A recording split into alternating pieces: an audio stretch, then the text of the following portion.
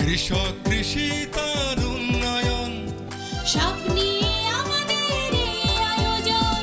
বাংলার কৃষি, বাংলার কৃষি, বাংলার কৃষি। ফলবে ফসল ভরবে গোলা আরো বেশি বেশি। বাংলার কৃষি, বাংলার কৃষি, বাংলার কৃষি, বাংলার কৃষি, বাংলার কৃষি। সুপ্রিয় দর্শক, বাংলার কৃষি অনুষ্ঠান থেকে শুভেচ্ছা জানাচ্ছি। কৃষি তথ্য, প্রযুক্তি ও পরামর্শ নিয়ে আমাদের প্রতিদিনের কৃষিভিত্তিক আয়োজন বাংলার কৃষি। কৃষক ভাইয়েরা, আমাদের আজকের অনুষ্ঠানে আপনারা দেখবেন মাঠ ফসলের করণীয় সম্পর্কে একটি মাঠ প্রতিবেদন এবং সেই সঙ্গে থাকছে কৃষি বিষয়ক নানা রকম তথ্য ও পরামর্শ। অনুষ্ঠানের শেষাংশে থাকছে মৎস্য বিষয়ক প্রতিবেদন। শুরুতেই মাঠ প্রতিবেদন।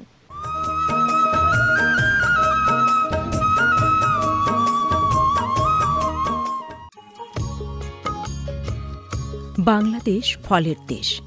এদেশে প্রায় 100 রকমের ফল আছে।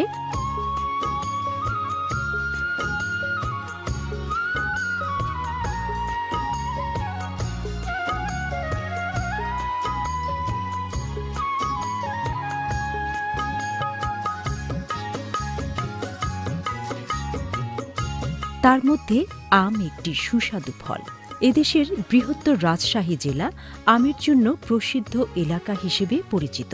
বর্তমানে সাতক্ষীরা জেলাও আম চাষে বেশ প্রসিদ্ধি লাভ করেছে। সাতক্ষীরার আম চাষিরা গত 25-30 বছর ধরে আম চাষ শুরু করেন, তবে গত কয়েক বছর ধরে ব্যাপক পরিমাণে মানসম্মত আম উৎপাদন করছেন। আমাদের আম বাগান মিনিমাম 25 বছর আগে করা। 25 বছর থেকে স্টার্ট করে আমরা আজ পর্যন্ত এই আম গাছ চাষ করে যাচ্ছি। এখানে হিমসাগর আছে, ন্যাংরা আছে, ফজলি আছে, গোবিন্দভোগ আছে, বিভিন্ন প্রজাতির আম আছে। আম গাছ একটা গাছে যে জায়গা লাগে সেই জায়গার ভিতরে অন্য চাষ করে এত ফলন পাওয়া যায় না। আষাঢ় শ্রাবণ মাসের শেষের দিকে ভাদ্রের অর্ধাতে আমরা চারা লাগাই। এই চারাগুলো আমরা বাজার থেকে কিনি, গাছের বয়স অনুপাতে জৈব সারও দেয় এবং রাসায়নিক সার দিই। আমার 2টা বাগান আছে, গড় মিলিয়ে 150 গাছ আছে।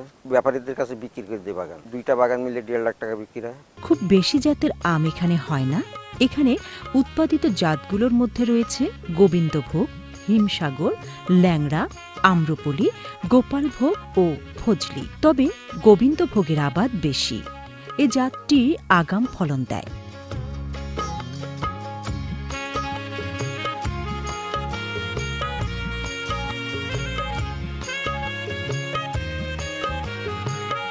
গত বছর সাতক্ষীরার আম প্রথম যুক্তরাজ্যে রপ্তানি হয়েছে, যা আম চাষের নতুন সম্ভাবনার দ্বার খুলে দিয়েছে। এবছরও আম রপ্তানি প্রক্রিয়া ইতিমধ্যে শুরু হয়েছে।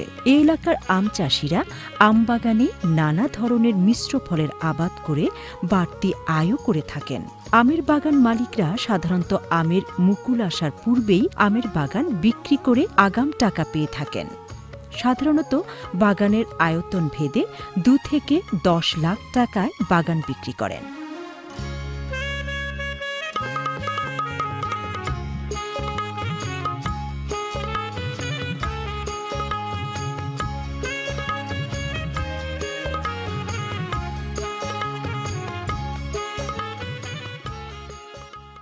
আমরা কৃষকদেরকে গ্রুপ পর্যায়ে বিভিন্ন রকম পরামর্শ দিচ্ছি।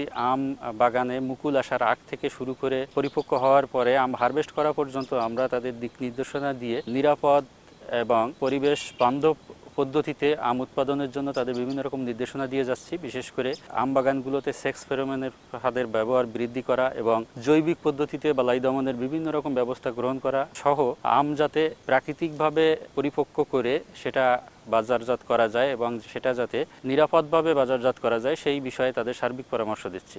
গেলবার শীত তাড়াতাড়ি শেষ হয় এবং গরম বেশি পড়ায় এবছর মে মাসের প্রথম সপ্তাহ থেকে সেখানে আম পাড়া শুরু হয়ে গেছে। আম একটি অর্থকরী ফসল। সাতক্ষীরার আমের যে চাহিদা বিদেশে সৃষ্টি হয়েছে তা অব্যাহত থাকলে আম হতে পারে একটি সম্ভাবনাময় ফসল। আমাদের প্রত্যাশা আগামীতে আম চাষ আরও জনপ্রিয় হবে। এতে উপকৃত হবেন কৃষক, উপকৃত হবে দেশ।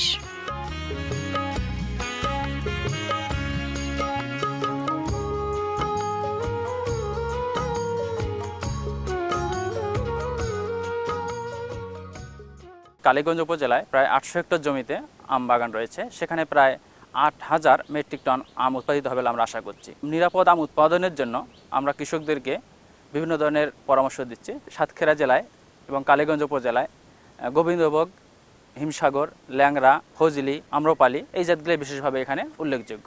কালীগঞ্জ উপজেলায় আমরা প্রায় 1 লক্ষ টাকার মতো চারা বিতরণ করেছিলাম। আমাদের লক্ষ্য ছিল যে সাতক্ষীরাকে আমের রাজধানী হিসেবে গড়ে তোলা। সেই লক্ষ্য নিয়ে আমরা কৃষক ভাইদের আহ্বান জানাচ্ছি, আপনারা সকলে আসুন, এবং সাধারণ জনের আহ্বান জানাচ্ছি সকলে আপনারা আমাদের এই কালীগঞ্জ উপজেলাকে আমে উদ্বৃত্ত করুন এবং আম বাগানে পরিণত করার সর্বাত্মক প্রচেষ্টা চালিয়ে যাবেন। বাংলার কৃষি, বাংলার কৃষি, বাংলার কৃষি। আউশ ধান আবাদ ও উৎপাদন বৃদ্ধির জন্য করণীয়। আউশ ধান আবাদ মূলত বৃষ্টি নির্ভর। প্রয়োজনে সামান্য সেচেই আউশ উৎপাদন সম্ভব। বর্তমান সরকার কৃষকদের উৎসাহিত করে আউশ আবাদের এলাকা বৃদ্ধি ও উচ্চ ফলনশীল আউশের জাত সম্প্রসারণের জন্য বিভিন্ন প্রণোদনা কর্মসূচি বাস্তবায়ন করছে। আউশ ধানের আবাদ বৃদ্ধির মাধ্যমে কম বিনিয়োগে সার্বিকভাবে ধান ফসলের মোট উৎপাদন বৃদ্ধি সম্ভব। আউশ উৎপাদনে ভূগর্ভস্থ পানির উপর চাপ কম পড়ে এবং উৎপাদন খরচও কম হয়। গম বা অন্য রবি ফসল কাটার পর জমি ফেলে না রেখে আউশ আবাদের ব্যবস্থা নেওয়া যায়। রোপা আউশের উপসি জাত হিসেবে BR26, বি ধান 27, বি ধান 48, বি ধান 55, নেরিকা মিউটেন্ট এবং বোনা আউশের উপসি জাত হিসেবে BR21, BR24, বি ধান 27, বি ধান 42, বি ধান 43, বি ধান 65 আবাদ করা যায়। বোনা আউশ বপনে মাটিতে রসের অভাব হলে ডিবলিং পদ্ধতিতে 8 ইঞ্চি পরপর লাইন করে মাটির আধা ইঞ্চি গভীরতায় বীজ বপন করে মাটি দিয়ে ঢেকে দিতে হবে। বেশি ফলন পাওয়ার জন্য পর্যাপ্ত জৈব সার সহ সুষম মাত্রায় রাসায়নিক সার ব্যবহার করা প্রয়োজন। আউশের জমি আগাছামুক্ত রাখতে প্রয়োজনে 2 থেকে 3টি নিড়ানি দিতে হবে। লাইনে রোপণকৃত জমিতে নিড়ানি যন্ত্র ব্যবহার করতে হবে। অনুমোদিত আগাছা নাশক ব্যবহার করেও আগাছা দমন করা যেতে পারে। পোকামাকড় দমনের জন্য নিয়মিত জমি পর্যবেক্ষণ, জমিতে ডেড ও লাইভ পার্চিং স্থাপন, আলোক ফাঁদ ব্যবহার সহ সমন্বিত বালাই ব্যবস্থাপনা কৌশল অনুসরণ করতে হবে। শীষের শতকরা 80% ধান পাকার সাথে সাথে কাটার ব্যবস্থা করতে হবে। বিস্তারিত তথ্যের জন্য উপসহকারী কৃষি অফিসার বা নিকটস্থ উপজেলা কৃষি অফিসে যোগাযোগ করুন। তাছাড়া কৃষি বিষয়ক তথ্য পেতে যে কোনো মোবাইল অপারেটর থেকে কৃষি কল সেন্টারে 16123 নম্বরে ফোন করুন। বাংলার কৃষি, বাংলার কৃষি, বাংলার কৃষি। শুধু দর্শক দেখছিলেন প্রতিদিনের নিয়মিত অনুষ্ঠান বাংলার কৃষি। আপনাদের এই সময়ের করণীয় সম্পর্কে জানাতেই আমাদের এই আয়োজন, সঙ্গেই থাকুন। এখন দেখবেন মৎস্য বিষয়ক প্রতিবেদন।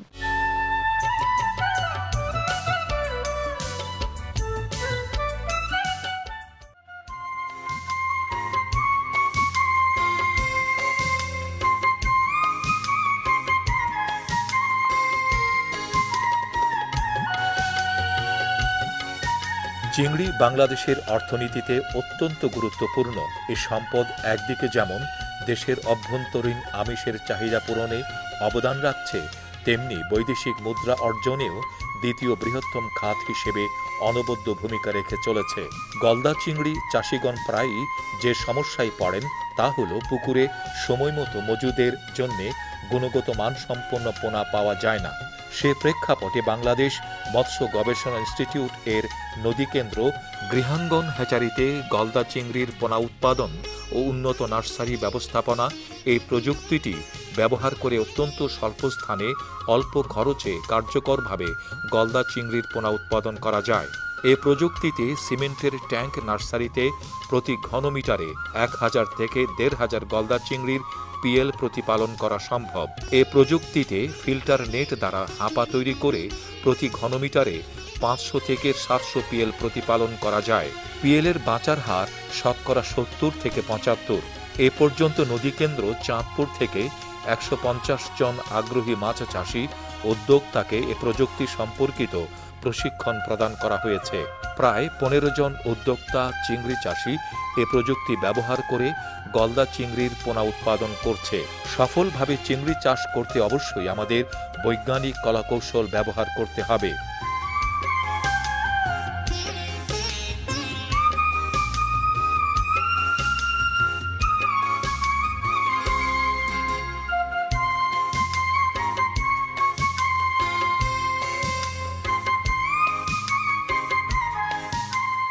গৃহাঙ্গন হ্যাচারিতে গলদার পোনা উৎপাদন ঠিক এই ধরনের একটি উদ্যোগ।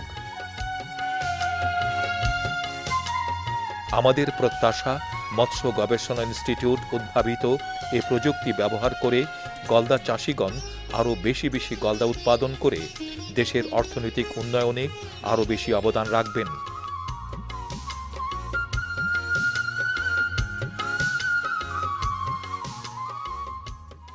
বাংলার কৃষি, বাংলার কৃষি, বাংলার কৃষি। দেখছিলেন মৎস্য বিষয়ক প্রতিবেদন। এরই সঙ্গে শেষ করছি আমাদের আজকের আয়োজন বাংলার কৃষি। বাংলার কৃষি আগামীকাল একই সময়ে প্রচারিত হবে। কৃষক ভাইরা, আমাদের এই অনুষ্ঠান সম্পর্কে আপনার মতামত এবং পরামর্শ আমাদের লিখে জানাতে পারেন। আমাদের লিখবার ঠিকানা প্রযোজক বাংলার কৃষি, কক্ষ নম্বর 222, বাংলাদেশ টেলিভিশন, টেলিভিশন ভবন, রামপুরা, ঢাকা। আমাদের email address banglarkrishi@ais.gov.bt। Facebook ID বাংলার কৃষি। আপনারা ইচ্ছা করলে ইউটিউবে বাংলার কৃষি অনুষ্ঠান দেখতে পারেন। কৃষক ভাইরা, আপনারা সুস্থ থাকুন, ভালো থাকুন, সেই প্রত্যাশায় শেষ করছি আমাদের আজকের বাংলার কৃষি। আল্লাহ হাফিজ। কৃষক কৃষি তার উন্নয়ন সব